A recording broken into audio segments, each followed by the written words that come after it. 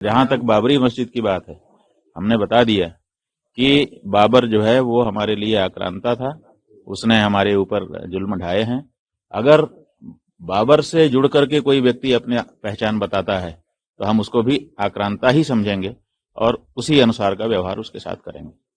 ठीक है, माहौल तो बनता ही रहता है, माहौल का क्या करेंगे, कोई न कोई माहौल खड़ा कर देता है। सवाल यह है कि भारत देश में बाबर ने किसी समय आकर के आक्रमण किया, उसने जो जो किया वो सब हमको पीड़ा पहुंचाने वाला काम है।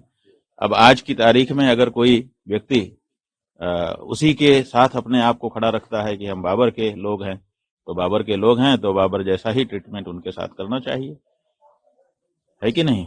तो बाबर के साथ जो खड़ा होगा हम उसको बाबर ही समझेंगे और आज की तिथि में बाबर के साथ जो व्यवहार होना चाहिए वही किया जाएगा। बात यह है कि मस्जिद बनाएं, उसमें हमें क्या आपत्ति है? मस्जिद बनाएं, बना करके वहां ईश्वर की आराधना अपने ढंग से करें, इसमें हमने आपत्ति अभी तक नहीं की है, आगे भी हम करने की अभी इच्छा नहीं रखते हैं। लेकिन बाबर आएगा, बाबर के साथ हमारा व्यवहार बाबर के अनुरूप ही होगा, ये बात हम कह रहे हैं। अरे भाई, मथुरा काशी सुरक्षा बढ़ाने की जरूरत क्या है?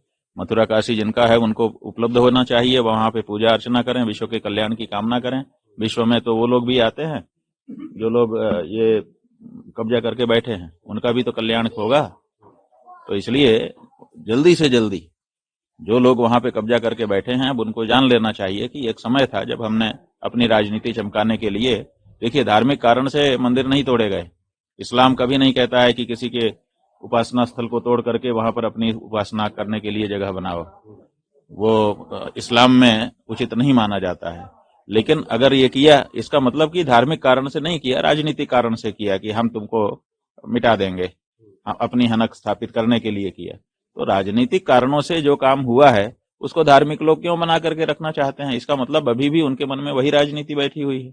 इसलिए हमारा यह कहना है कि मुसलमानों को बैठ करके इस बारे में विचार करना चाहिए कि मेरे धर्म के अनुसार क्या उचित है, मेरे संप्रदाय, मेरे मजहब के अनुसार क्या उचित है। अगर वो इस बारे में विचार करें तो अच्छा है। अगर उनके मजहब के अनुसार निकलता है कि भाई किसी के उपासना स्थल को तोड़ो, किसी को चोट पहुंचाओ और फिर तुम्हारा जो खुदा तुम्हारे मजहब के अनुसार है वो तुम्हारी इबादत कबूल करता है, तो बात अलग है। लेकिन जैसा कि आपके मजहब के जो ग्रंथ हैं, किताबें हैं, उनमें हम लोगों ने अध्ययन करके पाया, उसमें यही है कि ऐसी जगह पर की गई इबादत खुदा कबूल नहीं करता है। तो आप काहे के लिए ये मशक्कत कर रहे हो रोज इकट्ठा होकर के, जब इबादत खुदा कबूल कर ही नहीं रहा है उस जगह पर की गई? तो इसलिए ये राजनीतिक कारण से तोड़ा गया था। उस समय की राजनीतिक परिस्थितियां अलग थी, आज की राजनीतिक परिस्थितियां अलग हैं। इसलिए अब राजनीतिक चीज को धार्मिक लोगों को आगे लेकर के नहीं चलना चाहिए।